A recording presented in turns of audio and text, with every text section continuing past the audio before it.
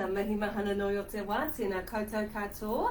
Ko Katrina Coleman tōku waingoa, he National Educator whānau a Whina Ora, toka tonga mahi. Kia ora and welcome to our Facebook chat today.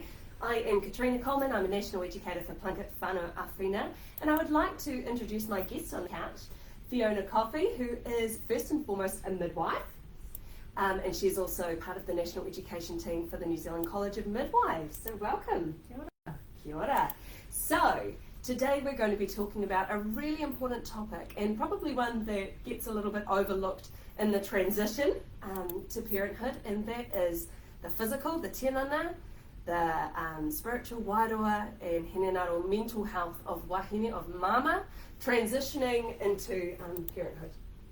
So if we can, we're also going to get Anissa Robinson, who is a physio based on the Kapiti Coast, to join us, and she'll be giving us a physio perspective around the physiology and the pathophysiology of this unique period of time.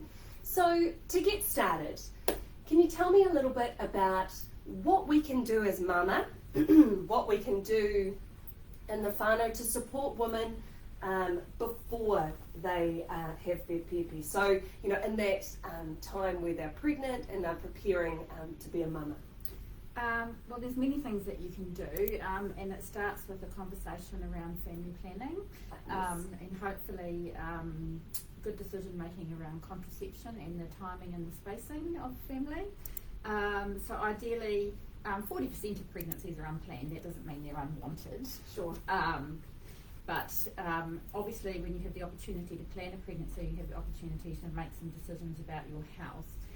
And some of them are around health decisions that will affect the growth of and well-being of your baby. So you have the opportunity to be smoke-free. Yes. And that also affects the health of the whānau as well in that family. So a smoke-free pregnancy, if you can stop smoking before 15, 16 weeks of pregnancy, you have the opportunity to have the same outcomes as smoke-free women. Wow, It doesn't reduce the risk of miscarriage, but you have the opportunity to have a baby that will grow to a healthy birth weight. And babies that are grown healthily are more robust, and they stand up to the rigours of labour and different things. So it's a good start, and a baby that's a healthy birth weight is also going to feed better and more likely to have successful breastfeeding. Great. So if you want to breastfeed, the journey starts with trying to be smoke-free. Fabulous. Okay. There is some good research now. If you're finding it, obviously you want to be in contact with your local quit provider. Yes. So the quit line is very helpful. A lot of pharmacies are stop smoking providers, so you can work through different cessation options. We do know that if you can join a quit stop smoking organisation and get that support, and a lot of programs will give you wraparound support. Sometimes you get a pepe pod, you know, get different incentives, so you can do nicotine replacement therapy. But I think the thing about letting a provider in the door is that they can do an individualised assessment with you and make a plan with you. And even if you just want to talk about it, and also they can get the rest of the whānau as well involved, because it's very hard to do these things in isolation, especially if other people aren't smoke-free in your household. Absolutely. The dream is to have, you know, healthy, strong families here. So if you do decide to vape instead of smoke, that would be an action to stop smoking. A positive action towards quitting? Yes. And not to take up vaping long term. So vaping would be like taking nicotine patches or something. It would be a stop smoking tool, and not a replacement for smoking. Got it. Because we've got to look after the lungs. Yeah, absolutely. And there's some really good information available on vapingfacts.co.nz if you're thinking about transitioning from smoking to vaping, vaping to quitting. It'll give you some really good evidence-based advice to help support your decision making. So yes, being smoke-free is a significant action for the health and well-being of your children. Also reducing the 30% unexpected death rate of children after they're born as well. Absolutely. What other things can we do to prepare our bodies for having a baby? So one of the other important actions we can take is to address our alcohol consumption. So there's no known safe amount of alcohol in pregnancy. Just like that, it hasn't been researched? Well, there's a lot of research, and because baby's development is very sensitive, and alcohol is what we would call a tetragenic, so it can potentially damage the growth and well-being of babies, especially around brain development. So the safest action is not to drink when you're pregnant. So if you're planning a pregnancy, the safest action is not to drink. Or if you have unreliable contraception, then you need to consider being alcohol free in case you have an unplanned pregnancy. Sure. So you need reliable contraception if you're going to be consuming alcohol, because the risk is greatest in the first trimester, but it's compounding across the pregnancy. So no time is considered a safe time to drink alcohol during pregnancy. But if you have been drinking, it's okay to just take stock and stop drinking, and you will make significant benefits for the health and well-being of your child. So what about medication? If I'm taking medication, I'm thinking that I'd like to start a family. Yes. What shall I do now? So if you're on prescription medications, it's a good opportunity to talk to the prescriber, and say that you're planning a pregnancy and find out if there's any links or sort of side effects to this medication for pregnancy. One of the medications that needs a robust conversation with your health GP and potential referral is anticonvulsant medication, and these are commonly used now for more than just epilepsy. They're used as pain and mood stabilising medications as well. And we would advise that you don't stop any of these medications, that you see your provider, because the risk to you could be significant if you suddenly stop a medication. Sure. And it may be the safest course of action that you actually stay on that medication with a plan, and it may be a reduced dose. So if women are on pain, mood stabilisers or anti-epilepsy drugs, then we ideally recommend that you plan the pregnancy, take 2 forms of contraception until you've got a plan in place, because there is a thing called fetal anticonvulsant syndrome. And we really want to support women to minimise and manage that as well as possible. Another medication that's useful for women to take when planning pregnancies or are pregnant is Folate. And what is that? What does Folate do? Folate helps with brain development and prevents issues like spina bifida and neural tube defects. So it's quite significant, and we've made a significant difference to babies' well-being since we've introduced Folate in preconceptionally, because you never quite know when you're going to get pregnant. So it's good to take Folate for at least 3 months when you're trying to conceive. But if you didn't know, as we said, you're in that 40%, taking Folate as soon as you know you're pregnant for the first 12 weeks, for the first trimester. That's a significant period of time. You do also get Folate in your diet. So you know, green vegetables, fruit, and different things. But it's ideal at this time to get a dose that we know is really going to support the baby's brain development. Right, and is that something that's prescribed by your LMC, or? Yes, your lead maternity carer can prescribe that. Great. You can also get it from your GP or a pharmacy. Oh, cool. But ideally you need to make sure you're on the correct dose, so probably your lead maternity care is the best path to go down. And the other medication that we would recommend during pregnancy is iodine. Okay, tell me about that. So iodine is deficient in our soil in New Zealand, and it's linked to thyroid and goiter type problems. So it does also affect brain development, and iodine is linked to IQ. Right. So if we have a iodine-rich diet, then that will improve the IQ of our children. Wow. So there you go. So it supports brain development. So because we have, it's not in our soil, so we're not getting the same amount of iodine in New Zealand in our vegetables and produce. Sometimes you'll see it in things like when you choose to buy salt at the supermarket. Iodized salt. So you buy the iodized table salt, and you put a pinch in your potatoes when you're boiling them or whatever. So that iodine fortifies your food, as opposed to, it's quite trendy now to use things like rock salt, and it's not iodized. So if you need to choose a salt, choose iodized salt. But you get iodine on prescription from your LMC, and you take it for the duration of your pregnancy and also the duration of breastfeeding. Okay, cool. So that's a great thing to review in your nutrition and your diet as far as the medications go. Okay, cool. Yeah. And what about any other activities? Anything that I need to be worried about around my sleep, for example? So sleep is, for any of us, and including pregnant women, is a sort of marker of health and well-being, and we do know that sleep contributes significantly to our health. Yeah.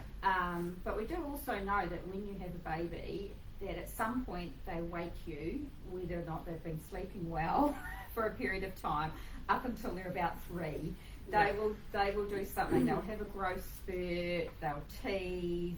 They'll have a viral illness or something will happen. So I think we also need to manage our perceptions around sleep. Sure. And sleep is very important. And one of the things that breastfeeding does is nature actually helps you sleep. So when you have a baby, the best time to have a nap is immediately after breastfeed, because the hormones that sedate your baby and put them in that sleep state also do the same for you. So nature gives you a little shortcut into a deeper sleep, a sort of a richer sleep really. You don't spend as much time lying awake trying to get to sleep. So the best thing you can do if you've just had a baby and you're breastfeeding is listen to your body and go and have that hour and a half nap, or even that half an hour. So a power nap is sort of 20 minutes to half an hour, and a full sleep cycle is an hour and a half. Okay. So if you can go and do that rather than going and doing the dishes and hanging out the washing, do that first, and then you'll feel better, and then you'll have better energy to do those other tasks, because otherwise you're just fighting nature all the time and you're tired and fatigued. But if you are having trouble getting sleep, it's normal to there's a lot of pressure on your bladder and things like that, so you do need to go to the toilet more frequently. But if you're having trouble settling to sleep and staying to sleep, it's good to talk to your lab maternity care about that. Perhaps you've got some worries or concerns that are starting to develop during the pregnancy, and it can be a marker of anxiety. And we need to support anyone that has anxiety, because we would like to put a wraparound plan in place, because that can lead to other things postnatally, around postnatal depression and maternal anxiety. Sure. So what about positioning of sleep? When you're pregnant, from 28 weeks, we recommend sleep on your side when baby's inside. Okay. And that's preferably your left side. But so what we know that you can't constantly be monitoring yourself when you're asleep. So we just say go to sleep on your side. And if you wake up on your back and in a different position, that's fine. Just self-correct and go back to your side, because our heart is on the left side of our body, and we have great circulation on that side of our body, and it takes the weight. When you sleep on your side, it takes the weight of the baby off your large abdominal vessels that give you good circulation. So, and babies grow better, so we improve their birth weight as well, and we reduce the risk of pregnancy loss by sleeping on our side. Wow, okay, so sleep on our side when baby's inside. Yeah, from 28 weeks, when the baby's getting just that bit bigger. And it will really improve your circulation. It'll make you feel less short of breath as well. Okay. Instinctively, a lot of women can't sleep on their backs anyway, because it's too uncomfortable. Yeah. So nature kind of prompts you not to do that. Sure. But that's a really positive step that you can take towards your baby's health and well-being. Awesome. Yeah. So we're talking a bit more about baby now. Let's talk about post-birth. Yeah. Tell me about some of the normal pathophysiology, some of the normal stuff that women will face after having their baby. So,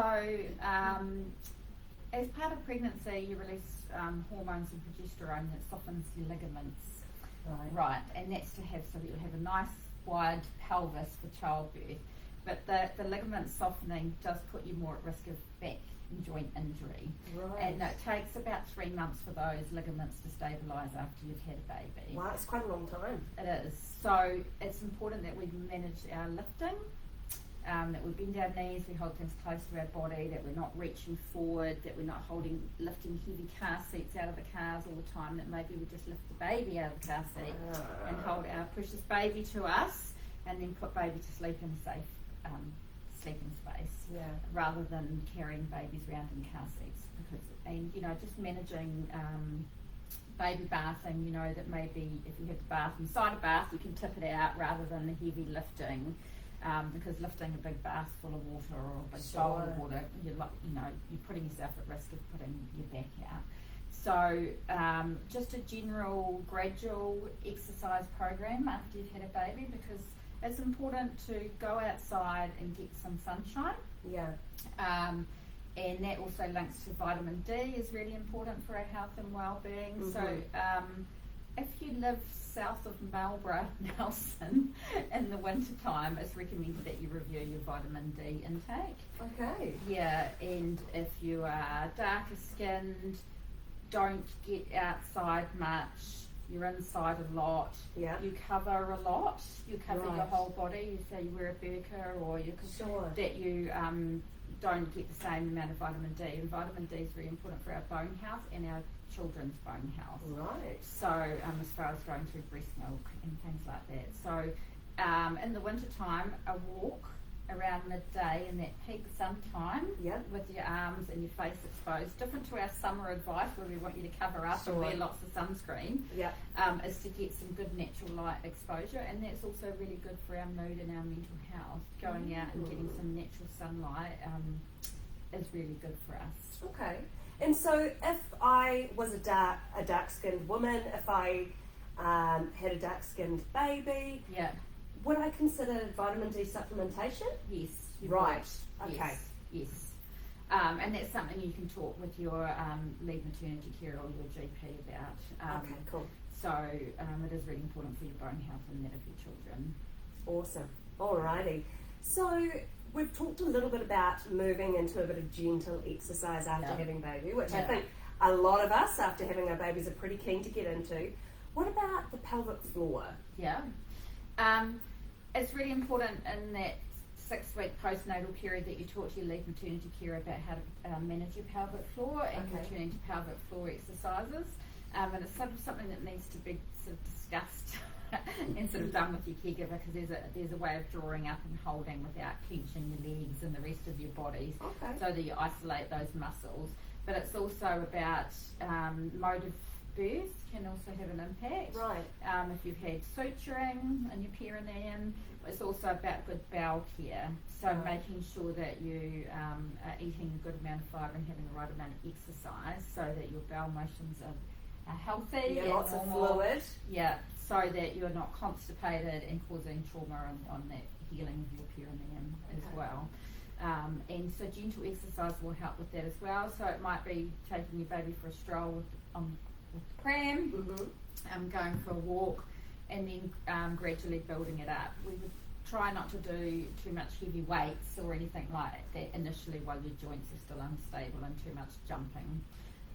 How long would I expect it to take to heal, for my perineum to heal after having a baby? If you've had suturing of your perineum, we use dissolvable sutures now, so Right. you don't have to worry if you're pregnant and you ended up with stitches that they're going to need to be taken out. Most of the union and healing is done in the first 10 days. Okay. It's a really vascular area, and it heals really fast. And then it takes about 6 weeks for some of the residual tissue to heal, but normally it's pretty well healed by the 6 weeks. Mm-hmm. But it is something that is important that you get checked if you have any concerns around that, because it's a really important area of your body, Yeah. and we do want it to heal properly. Yeah, that's Yeah. right. And Yeah. there are a lot of women who have lots of different experiences after having a baby. There might be a little bit of bladder weakness. There might be some control issues around bowel health. Who do you talk to about these things? Well, I think your first port of call is, if it's during that up to the first 6 weeks, to talk to your lead maternity carer. And she may refer you to a maternal health physiotherapist or a GP, depending on the severity of what it is that is happening. But it is really important to manage your bladder health and your bowel health. Yeah. So if you've had any concerns, sometimes your bladder, needs to be very carefully monitored after you've had an epidural, because your sensation is altered if you've had an epidural during childbirth. And so it's very important that your bladder is monitored afterwards to make sure that you're detecting that you have urine in your bladder and that you're emptying it properly. Okay. I think it's really important that you engage with a caregiver so that you can get that support and advice you need around those things that are happening for you. Yeah. Okay, and a bit of a sensitive subject, but something that's important. Yeah. What about sex? Sex is really a conversation between the woman and the partner, and it's about when women feel ready, and it's something that all lead maternity carers are open to discussing. Right. A lot. You can have what we would call low care, which is the bleeding after birth, and most women that will have stopped by a couple of weeks, but some women will have a residual discharge for up to about 6 weeks. But normally at the 6-week check, we check that all that's happening, that you feel that your pelvic floor is returned back to normal.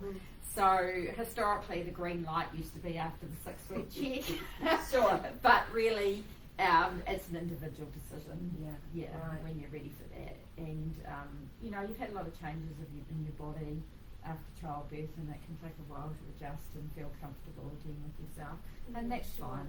Yeah, you just talk to your partner and see how it goes. Sounds good. Alrighty, let's talk a little bit more about mental health in the postnatal period. Yeah. What are some of the potential risks for women, and for men after having baby? Well, having a baby is a significant change in your life, and it does add another layer of complexity and stress in your life. Even a planned pregnancy and a baby that you're looking forward to, it can be quite an overwhelming time. So there are some useful tools that you can use to just check in and see how you're going. And there's a scale that was developed in Edinburgh, and it's called the Edinburgh Postnatal Depression Scale, and you can access that online. And you can do a self-check and check in. I'll ask you questions about how you feel when you wake up in the morning, what you do during the day.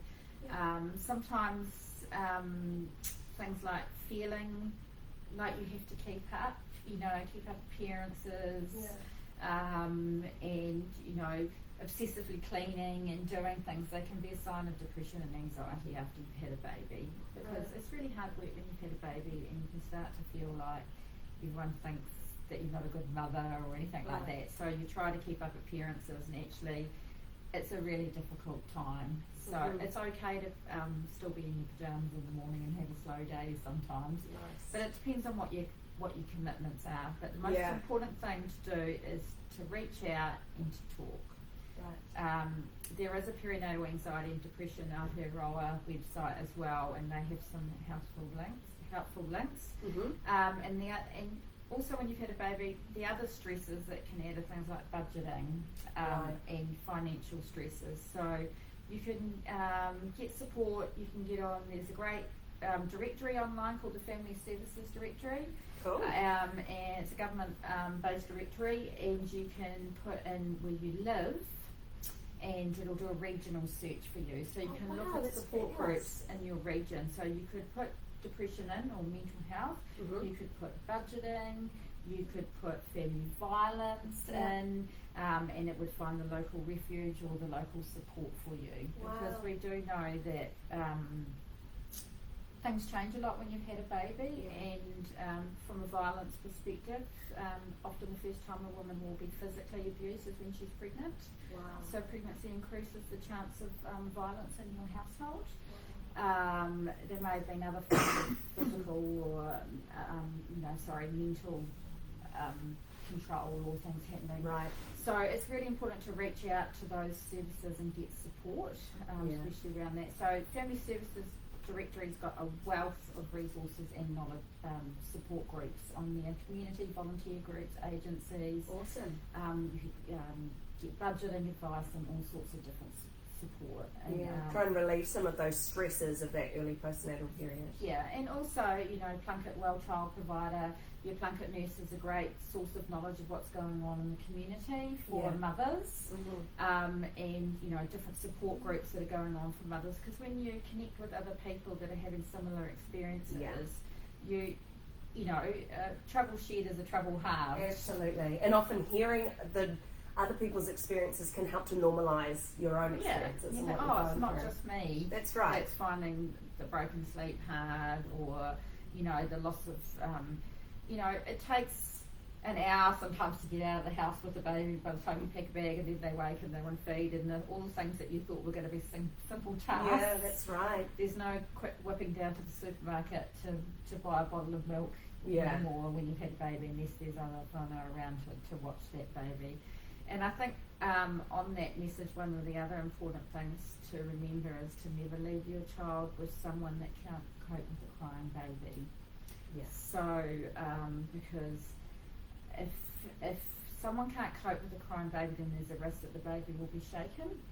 Right. And that's what a risk of shaken baby syndrome, which babies have, in proportion to their bodies, babies have very big heads supported by little necks, and when your brain bounces in your skull, it can cause trauma to your brain that's sort of very, very damaging. And the most common time for parents to shake a baby is probably around 5 months of age. When So a little bit older. A little bit older, you're tired. It's all catching up with you by then.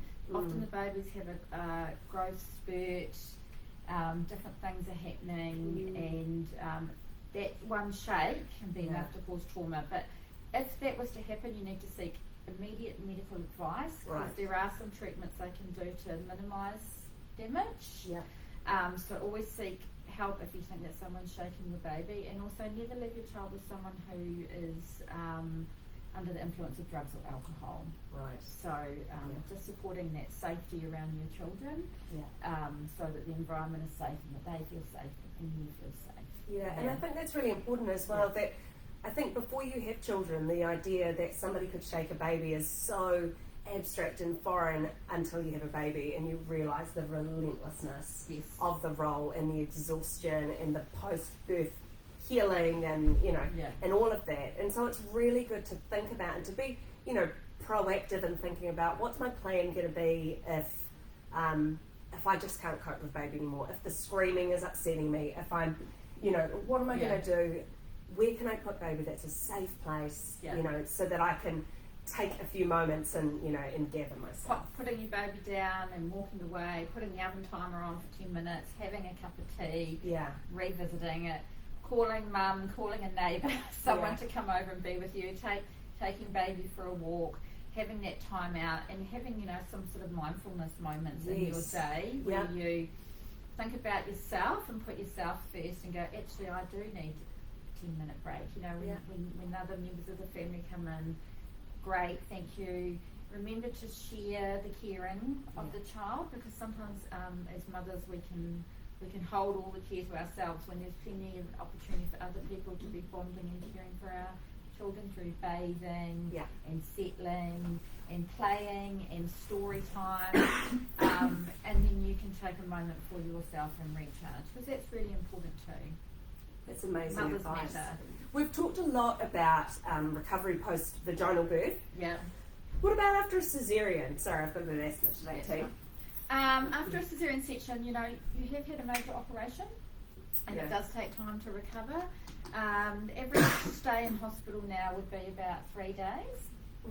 But it does, that would be on the understanding that you've got good regular pain relief and support at home. And again, even more mindful about heavy lifting. Because you've also got the ligament softening, and also you've got a wound to recover from. And it's going to take a good 6 weeks to really get back on your feet after a cesarean section. Every day you'll feel a little bit better, but things like guarding your tummy with a pillow or something when you're coughing, if you cough, to support yourself, so that making sure that you take your regular pain relief, that you manage your bowels, because you haven't been walking or mobilising potentially as much as what you were before. But it is really important that when after you've had surgery that we don't get in the sick role and stay in bed all day, because that will increase our risk of clots and other complications. So a bit like on a long haul flight, we do need to get up and move around, get our circulation going, take deep breaths, do some bit of stretching, do some exercise, wander around the house, you know, and gradually just increase it. You know, tomorrow you might go out to the letterbox. And then the next day you might walk up to the end of the street, you know, and then eventually it'll be round the block, and you'll increase it. And really you need to take instructions from your lead maternity care about when it's safe for you to drive again, because it's important that you are able to sort of really slam on the brakes pretty quickly if you need to in an emergency, and that can be difficult when you've had abdominal surgery. So you need to be very confident that you can stop in an emergency, and so you need to discuss that with your lead maternity care when it's appropriate for you to start driving. Yeah. Again, if you do drive. Alrighty. Yeah. Hey, that was a really informative, jam-packed half-hour session. I'm sure many of you will have questions that you want to share with us. We encourage you to pop them down in the chat, and we will stay on the chat a little bit longer and respond to your questions as they come up. But I just want to ngā mihi to our amazing guest today, who has shared her wisdom with us. And hopefully you're feeling a little bit more informed, a little bit more confident as you navigate this stage of life, or as you support someone in your whānau who is navigating this stage of life. So thanks for coming along, and take care out there. Ka kite. Thank you.